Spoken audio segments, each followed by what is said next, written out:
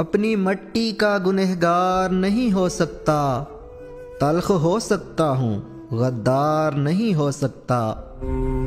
मैंने पूछा था कि इजहार नहीं हो सकता, दिल पुकारा कि खबरदार नहीं हो सकता। जिससे पूछें तेरे बारे में यही कहता है, खूबसूरत है वफादार नहीं हो सकता। एक मोहब्बत तो कई बार भी हो सकती है, एक ही शख्स कई बार नहीं हो सकता। वैसे तो इश्क का होना ही बहुत मुश्किल है, हो भी जाए तो लगातार नहीं हो सकता।